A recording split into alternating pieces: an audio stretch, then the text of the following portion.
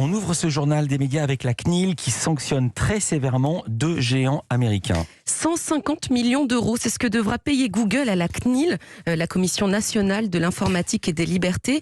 Alors Facebook devra également régler une amende de 60 millions d'euros à l'instance française chargée de protéger les données personnelles.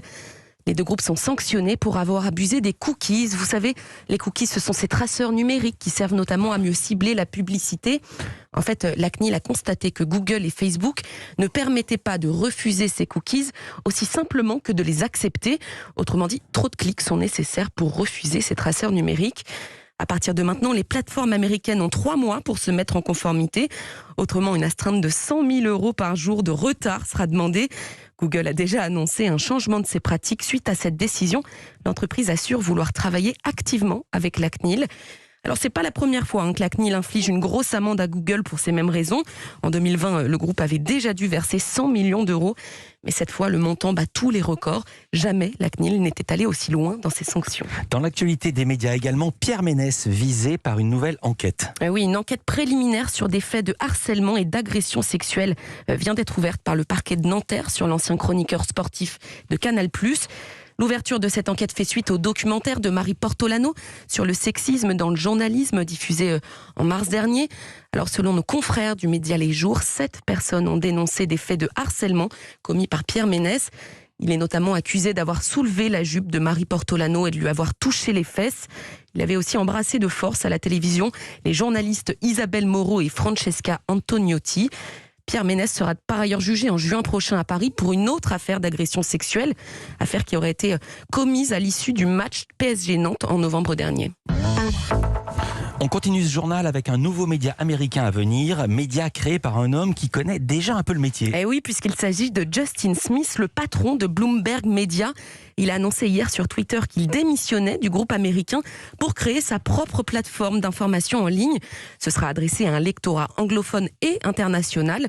Alors pour diriger la rédaction de son futur média, Justin Smith s'entoure des meilleurs. Pour la rédaction en chef, il a débauché un journaliste convoité, le chroniqueur média du New York Times, Ben Smith. Ben Smith, c'est aussi l'ancien rédacteur en chef de BuzzFeed News. Et ce journaliste est connu aux États-Unis pour avoir révélé plusieurs affaires, comme le scandale de la plateforme média Ozzy, qui avait dû mettre la clé sous la porte après son enquête. En fait, pour cette affaire, les dirigeants avaient gonflé les chiffres de fréquentation de leur site pour attirer 70 millions d'euros de la part d'investisseurs. Selon le Wall Street Journal, ce nouveau média, lancé par l'ancien patron de Bloomberg, s'appelle pour l'instant Projet Coda. C'est un nom provisoire. Et il proposera un site, des podcasts, des newsletters, mais aussi une plateforme de vidéos. On continue dans cette actualité des médias en parlant de Christine Kelly. Les choses bougent du côté de la justice pour cette journaliste menacée. Oui, la justice ouvre une enquête suite aux menaces de mort et harcèlement téléphonique à l'égard de la journaliste de CNews. Christine Kelly avait déposé plainte contre X et le parquet de Paris a confié une enquête préliminaire à la BRDP, la brigade de répression de la délinquance contre la personne. Son avocat, maître Arash de Rambarche, nous explique quels sont les premiers éléments de l'enquête. Les services de police, madame le procureur d'abord, Laure Becot, et les services de police ont réussi à identifier la personne.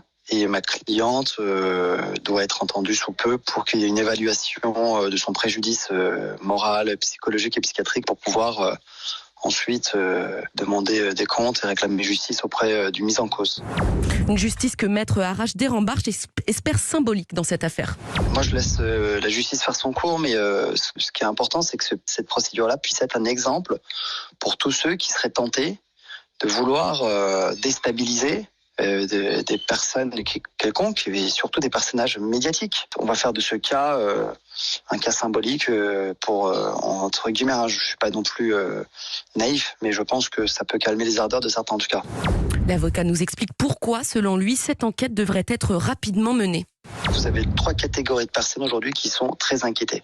Vous avez vous, les journalistes, vous avez les élus et vous avez les professeurs. L'affaire Samuel Paty, c'est un tournant dans l'histoire judiciaire. Sur ces catégories-là précisément, je trouve qu'il y a une plus grande sévérité, c'est bien, une plus grande rapidité et célérité. Ouais. Je pense qu'on va se diriger vers une comparution immédiate. Pour le moment, Christine Kelly est toujours protégée par des agents de sécurité 24 heures sur 24. Et on termine ce journal des médias avec un scandale autour de la série Sex and the City. Oui, Mr Big, le grand amour de Carrie Bradshaw, n'apparaîtra plus dans les derniers épisodes de la nouvelle saison. C'est pourtant une figure culte de la série depuis sa création en 1998. Mais le personnage a soudainement été coupé au montage de And Just Like That, la suite de Sex and the City, diffusée sur la plateforme Salto depuis décembre dernier. En cause des accusations de viol et d'agression sexuelle contre l'acteur Chris Noth, qui incarne Mr. Big. Les faits se seraient passés sur 3 femmes entre 2002 et 2015. Chris Noth dément ces accusations. Il assure que les relations sexuelles étaient consenties. De leur côté, les 3 actrices principales de la série, dont Sarah Jessica Parker, ont affiché leur soutien aux victimes présumées dans un communiqué publié sur les réseaux sociaux. Alors pour cette nouvelle saison, si on peut toujours voir le personnage de Mr. Big dans le premier épisode qui a été diffusé avant ces accusations, l'acteur ne participera plus au dernier épisode de la saison où il devait faire une brève apparition. Merci beaucoup Héloïse Goua. Toutes ces infos à retrouver dans la newsletter média. L'inscription elle est gratuite, c'est sur europe1.fr. À lundi pour un nouveau journal des médias. Héloïse, bon week-end. Merci.